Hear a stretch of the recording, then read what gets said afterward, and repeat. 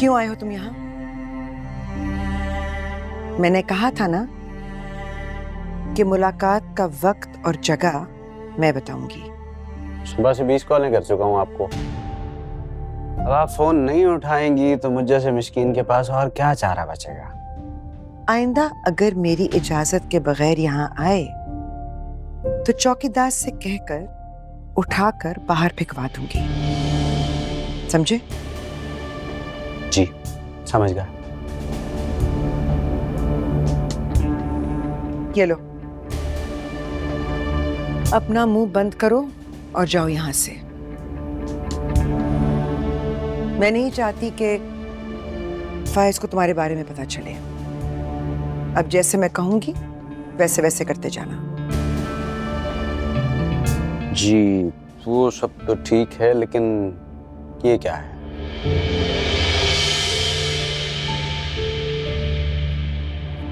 इतने नोट तो आप सिग्नल पे खड़े फकीर को दे दें, आपको फर्क ना पड़े, और आप मुझे दे रही हैं। किसी फकीर को भीख में ये पैसे देना मैं बेहतर समझूंगी। कम से कम सवाब की उम्मीद तो रहेगी। खैर, तुम फिक्र मत करो, बाकी की रकम तुम हरीम से वसूल करोगे।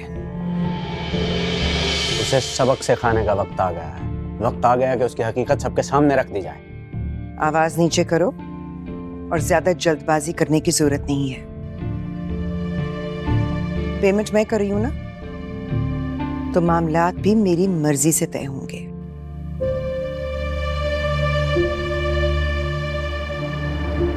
जैसे आपका हुक्म। अब तुम हरीम को कॉल करोगे और रकम का तकाजा करोगे।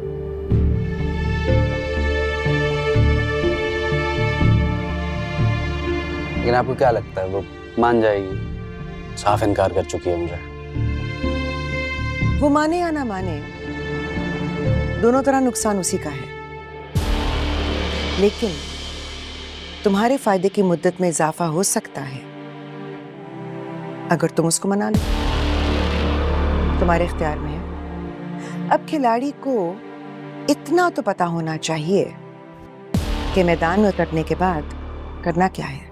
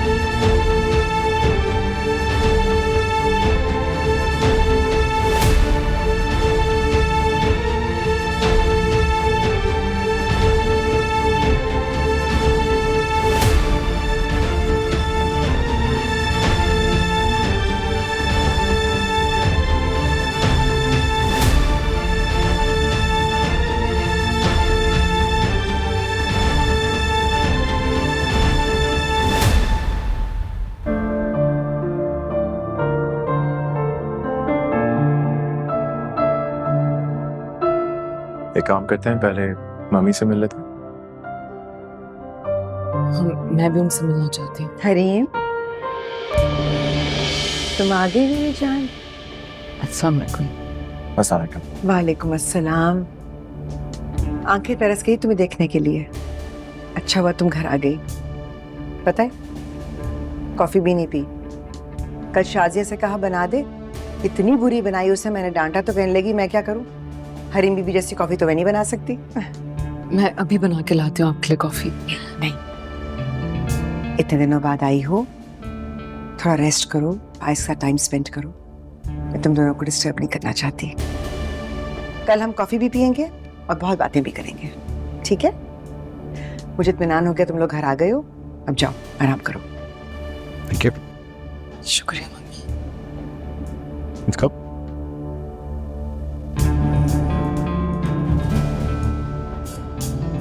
कुछ वक्त और गुजार लो फाइज के साथ, फिर कहाँ ये वक्त पलट कर आएगा तुम्हारी जिंदगी में।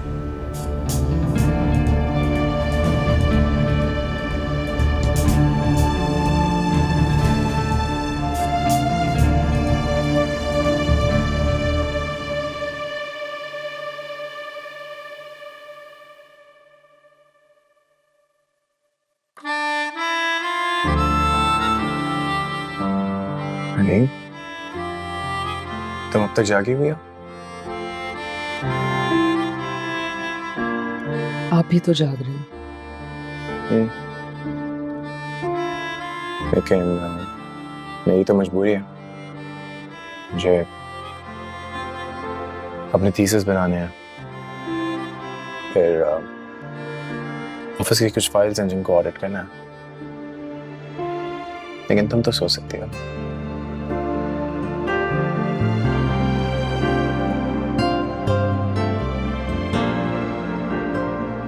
हरी, मैं जानता हूं मैं तुम्हें वक्त नहीं दे पा रहा हूं, लेकिन बस ये थोड़ा सा ही ऐसा वक्त है, फिर सब कुछ ठीक हो जाएगा। हम ढेर सारी बातें करेंगे, बहुत घूमेंगे फिरेंगे, एंजॉय करेंगे। ऐसे वक्त में मैं कैसे कुछ शेयर कर सकती हूँ फाइज के साथ? इन्हें कोई सुकून नहीं दे सकती तो इन्हें परेशान करने का भी कोई हक नहीं है मुझे। क्या बात है हरीम, तुम परेशान लग रही हो, कुछ उलझी उलझी नजर आ रही हो। सब ठीक है, आप अपना काम करें, मैं आपको डिस्टर्ब नहीं करना चाहती। बस चाय देने आई थी। Thank you so much.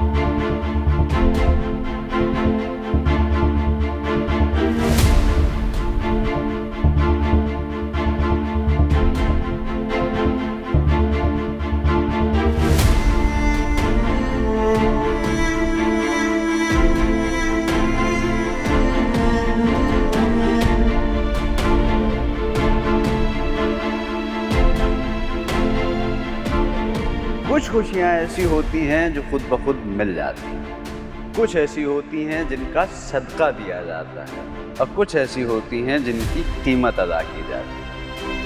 अब ये तुम्हारी मर्जी है कि तुम सदका समझ के इस फकीर की झोली भर दो या कीमत समझ के खरीद लो अपनी खुशियाँ इस ताजिर से। मैंने मांगा ही क्या है तुमसे, महज 5 लाख। हालांकि मैं ये जानता हूं कि तुम एक करोड़पति खानदान की बहू हो। ये रकम तो तुम्हारे और फाइज के ताल्लुक की मैल के बराबर। ये वक्ती जुदाई तो आती जाती रहती है, लेकिन जिसने हमें मिलाया उसने हमें हमेशा के लिए मिलाया। अब हमें अपने रिश्ते की उसी तरह हिफाजत करनी है जैसे एक सीप मोती की करता है। हमें दोनों को मिलकर इस रिश्ते को लेके सबके खदशात दूर करने हैं। तुम्हें पता नहीं है तुम मेरे लिए क्या मायने रखते। मैं तुम्हारे खिलाफ किसी से एक तल्ख जुमला भी नहीं सोच सकता।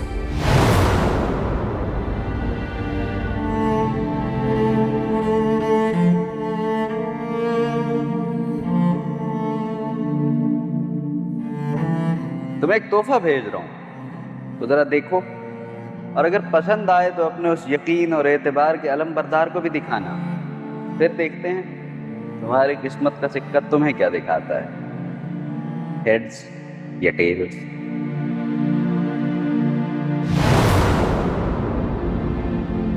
डिलीट बस।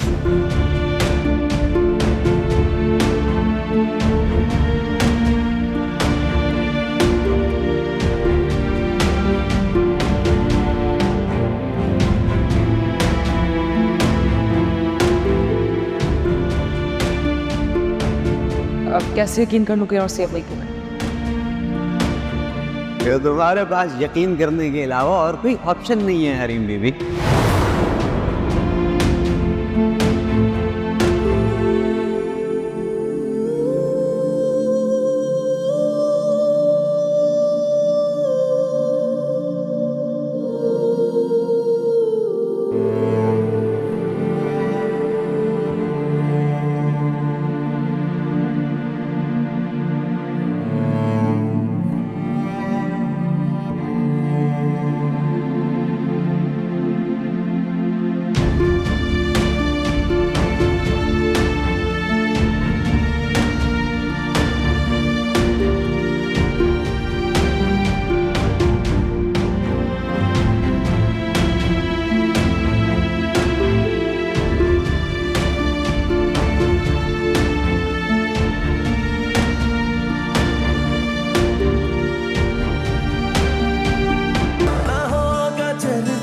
किसी